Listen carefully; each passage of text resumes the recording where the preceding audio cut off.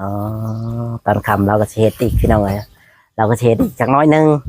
หรือว่าจัก4-5 ล้อนี่ก็ใกล้เคียงแล้วบัดนี้เราก็นี่แหละ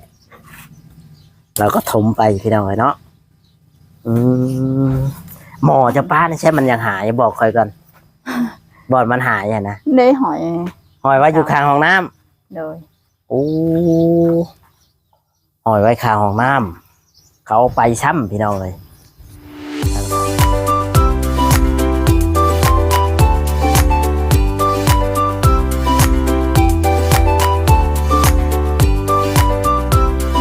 ขยันไก่ดิเอ้าขุดกระถือได้แต่แตงอ่อนเอาแล้วนี่แหละพี่น้องเลยขุดใช่ไหมมันเต็มแล้วมันแห้งแดดนี่พอเจอแดดแล้วพอเจอเข่าก่อนชาวแตงอ่อนเลย มาบดมานี่คือพระเจ้าอยู่นี่เรามาไว้ ฮะ เราคือพระเจ้าอยู่นี่เราไว้เราอะ เออ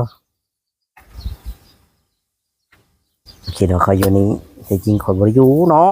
โดย นั่นแหละพี่น้องเลยนี่แหละคิดแตงอ่อนขยันแบบนี้ ขุดไปชาแตงอ่อนเลยลาสาวนาสิได้เป็นเนาะ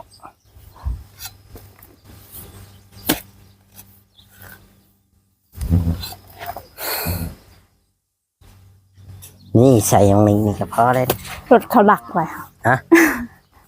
ฮะยัง อย่าละอย่าละ พอแล้วโอ้ไปพอแล้วไปกินในบ้านนี่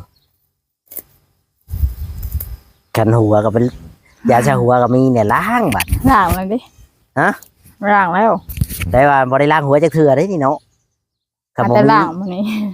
ถ้าบ่มียาชาหัวบ่เจอชื่อมานี่บ่ได้ล้างเลยชาแต่ก่อนว่ะเป็นได้ไดได้ล้างหัวเลย ไม่แห้ง ฮะ ไม่แห้ง มีแฮง เฮ้ย ตะกี้บ่ได้ล้างบ่ ไม่บ่มี มันบ่มี เฮ้ย แต่แล้วอยากหาได้เงินน่ะบ่ซื้อมันเนาะ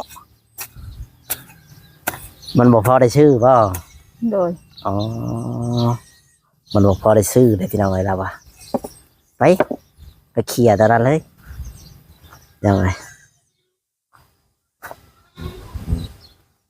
เข็นไปได้ป่าบัดนี้ ได้ จกไปชั้งนั่นในกระเป๋าน่ะ บ่ได้ เงินบ่ บ่ ห่วยแค่เงินเนี่ยเอามาเลยสิเติมน้ำมันรถมือนี่ ไก่เฮาหันสิคอนะเจ้าไว้ที่มาคอน้ำเฮา ขอได้สิว่าจอยบ่ได้มีเนาะ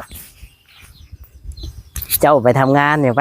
ไปใช้หาแต่ไปมื้อนี้ไปยังให้เจ้าตากแดดนำกัน ว่านี่แหละพี่น้องเลยเราเช็ดรถคณะบัดนี้แหละ ก็เงินน้ำเจ้าเฉยลอยกินค่ะ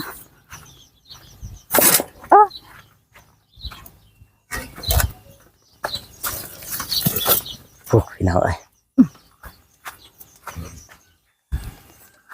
ชีวิตชาวแตงอ่อน เปิดเผยความลับชาวแตงอ่อนแล้ว เปิดเผยยัง ชาวแตงอ่อนเสียผัวเปิดเผย ไปเอาผัว เจ้าว่าแล้วเมนบ่ฉัน มาแล้วมาแล้วผัว อืมไม่ได้พี่น้องเอ้ยคนขยันเอามันล้มนี่ไปเอาใหม่เราเดี๋ยว พี่กัดแบบใหม่เด้อเจ้าคุมข่อย อ๋อ ไปสิว่าหลีเนาะว่าหยอกถามแล้วเลย เคลียร์แล้วเด้อบัดนี้ โดย เคลียร์บ่ เชีย อ๋อเคลียร์ลองเคลียร์เบิ่งแล้วเคลียร์พี่น้องเอ้ยว่ามันขาดจำใด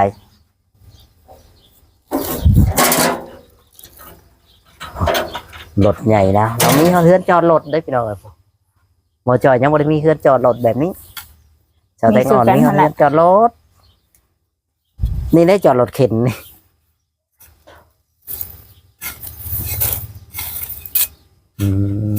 คนนี้พี่น้องเรามาแล้วก็เคลียร์เราก็ค่อยเห็ดไปพี่น้องเนาะชาวไต้งอน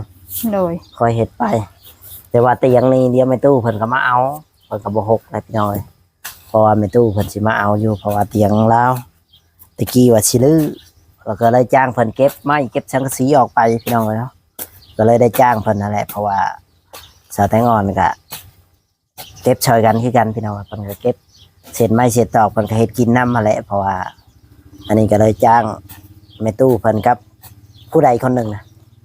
เอื้อยเอ้นี่สิน้องทันหมอ น้องหรือเอื้อย น้อง น้องบ่ โดย อืมเลยมาเฮ็ดช่วยกันเนาะ โดย คนละเล็กคนละน้อยเพราะว่าให้มันเป็นเฮือนชาวไต้งอนก็พี่น้องเอ้ยคันอ้ายลุงจะมาแล้วก็ให้เพันเอาไปเลยเตียงนี่เนาะ โดย เพราะว่าเฮามาเมื่อหนาเฮาสิมาถ่ายเบิ่งว่า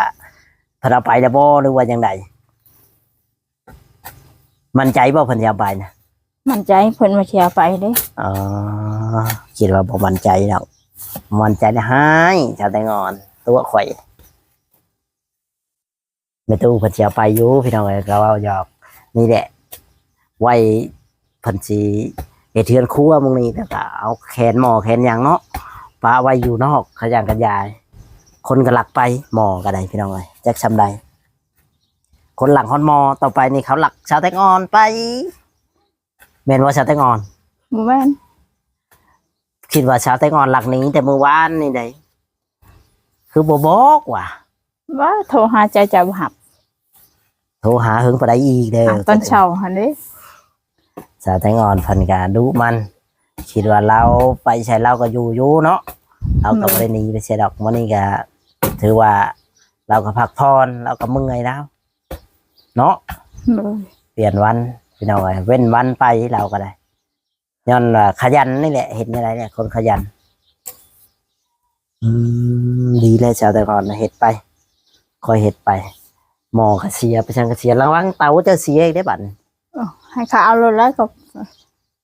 โอ้ยเอาบัดให้เขาเอาไปให้เขาเอาเจ้าที่เอามาใช้ เดี๋ยวว่าตะกระสอบอะ ฮะ เดี๋ยวว่าจะว่ากระสอบเตาบ่ ก็ได้แล้ว เขาเอาไปขายแล้วเจ้า ซื้อเป็นเชนปลายพวกเตาน่ะ เจ้าเก็บไว้ดีๆเด้อบัดนี้ก็มาไว้ตั้งพี่บัดนี้เด้อ โดย ปานนั้นก็ใส่อีกแถวนี้ก็ ใส่อะไรเอ๊ะ ในเดมันก็ชูงเลยเด้ชูงชำนี่แหละ มันยังวิทน้ำกันจะเอามาเทอีกนี่มันก็ชีวิตเลยบัดนี้ให้มันช่ำกันกับตัวนี้นะจะได้ก็ โดย เธอทุบๆให้มันแจมได้มั้ย เจ็บเลย โอ้ขยันเลยจะแต่อ่อน ขยันเฮ็ดดีๆมื้อนี้เราตั้งขยันเลยพี่น้องเฮ็ดแต่เช้าได้ชำนี้เราก็ได้ค่อยเฮ็ดไปมันแดดกะหยุดก่อนบ่ชะแตงอ่อน โดยมันแดดก็ยุดแล้ว มันเย็นนี่กะคนใช้เนาะ โดย เอาคนใช้เทอละเล็กเทอละน้อย ดีแล้วชะแตงอ่อนเลยคนใช้ไว้ในนี้ถึกฝนตก บ่มีเขาบอลไว้นี่แหละคนใช้บ่เกินกัน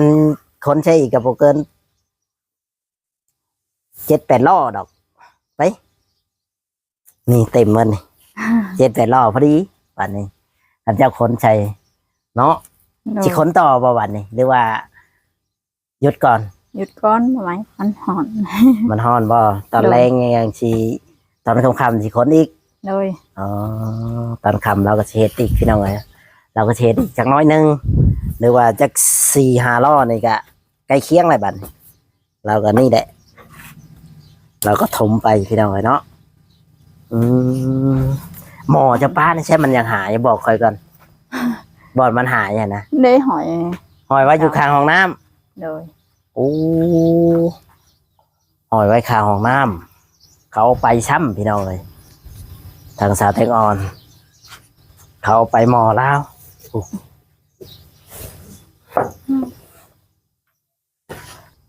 นี่เนาะวันนี้ก็คนแล้วก็นั่งพักผ่อนเนาะบัดนี้เนาะ โดย อ๋อเดี๋ยวเฮ็ดต่อ โดย อ๋อเดี๋ยวเพิ่นเฮ็ดต่อพี่น้องไอ้เพิ่นคนแล้วหยังแล้วก็เฮ็ดต่อพี่น้องไอ้ทางสาวแตงอ่อนเพิ่น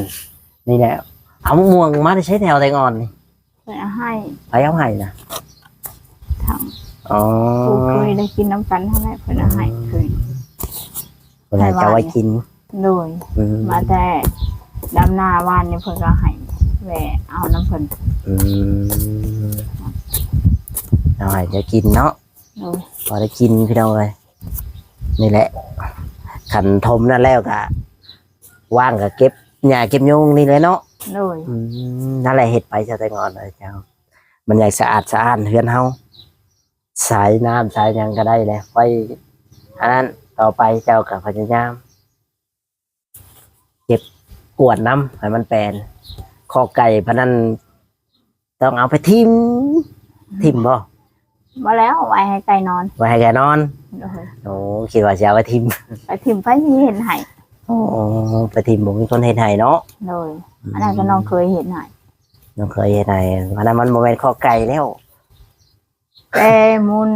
พ่อใหญ่ชุนทอนอยู่ผัวนะ โอ้คอกันนะทันใด โดย โอ้ยังเก็บไว้ทาวันนี้ โดย ตั้งแต่ประตูชุมทอนพวกพี่น้องเลยก็เลยมาต่อเติมเอา โดย มันเพมันพังกะค่อยเสื่อมใช้เนาะ โดย นี่แหละพี่น้องกันเนาะในเรือนมันใหญ่เติมใหญ่กว่าเก่าปะ ใหญ่กว่าเก่าก ลัวว่าเขาอยู่กับประตูชุมทอนเรือน กลั จับ ว กลัว โดย ดีกว่านั่นนี่ปะ โดยหกกับหกเราอยู่ อ๋อตอนอยู่กับเรา6 เจ้าบ่เมียนกับจัก เนี่ยแหละเครื่องปลูกเราแบบกันให้เชียร์นี่เราก็มาให้เชียร์อย่างนี้ชับเครื่องปลูกเรา อ๋อเดินชับเครื่องปลูกแล้ว โดย บัดตอนเราเสียอะไรเครื่องปลูกแล้วอยู่ใช้บัดนี้ เบิดแหละทำเบิดแหละหมูคูมาเด้มันหกไปชิมานั่งมันหก มันอยู่ใช้หมดแต่บัดนี้ มันสิบ่มีบ่จักอันหนึ่งจักอันบ่ให้เลย เว้น บ่มีหยังเลย โดย อ๋อนี่แหละพี่น้องเลยเนาะตะกี้เลยชาวแตงอนอยู่กับประตูจุนทอนนะ6 กว่านี้แล้วว่ะอันนี้เฮือนเราถือว่าสะอาดบ่ทำเลยนะ โดย อ๋อก็ถือว่าสะอาดกว่าเก่าเนาะ โดย ก็ดีกว่าตะกี้นั่นแหละ มันก็ดีกว่ากันหลายแหละคือว่านั่นแหละมันก็ต่างครับตอนตะกี้ที่เราอยู่ตะกี้นะได้ของมาในเจ้าขายบ่ บริคายเล่าหาแหละเราอยู่กาแฟยาสูบเราคาย อืม เถื่อเราในการเราคายเมียกับผู้เมียวงเถื่อเมียไปดำนาดำอย่างเราไปคายเลยเขาว่าให้พัง เขาบ่แม่นว่าเจ้าบ่เขาว่าเจ้า โมเมน บ่แม่นดิตัวคอยหรือว่าอีหลีนี่ ว่าอะไร อืม เครื่องเราบางเถื่อเราก็จะไปคายชิดเช้าเราก็คาย อืมเจ้าอย่าไปขายเด้อเวลาของข่อยซื้อมาหยังคือกันนี่บ่แม่นสิเอาที่นอนข่อยไปขาย โดย เพราะว่าข่อยซื้อมาให้นอน ตอนแรกสิปูนอนบ่ตอนแรก ปูนอน มั่นใจ มัน ปูนอนแล้วเอาเขาตอนเช้าแล้วเขาเก็บแม่นบ่ โดย เดี๋ยวเว้าได้ปูนอนน่ะตากว่านี่เขาเอาไปแล้วได้จ้ะ ก็เก็บแล้วบัดเบิ่งเดินไปดำนาแบบฝนตกเหยียบฝนพระใช้ บัดเจ้าบ่อยู่นั่นแล้ว มันก็เสียซื่อๆแล้วแล้วถึงเฮาบ่อยู่เด้นั่นก็เก็บไว้คือหยังเฮาบ่อยู่นี่เฮาก็เก็บของเฮา โดย แม่นแล้วว่ะ โดย มันยังสิยังของเพิ่นเอาให้เจ้าดีใจบ่เพิ่นเอาให้เจ้า ดีใจ อืม เป็นอาหาร นั่นแหละ เจ้าก็ต้องพยายามดีใจนั่นแหละเนาะสิเฮาบ่เคยได้ก็ได้แม่นบ่ โดย เฮาบ่เคยมีก็มีแม่นแล้วว่ะ โดย นี่แหละไผบ่ดีใจขนาดบ่จอยยังดีใจ แทนเจ้าเลยบอกว่าสังกะสีดีกว่าไผสิหาได้เจ้าหาเงินซื้อแผ่นหนึงจะได้บ่ บ่ได้ มันต่างกับตอนนั้นต่างกันหลายบ่ ต่างกันหลาย ต่างกันหลายเท่าจะได้งอนเลย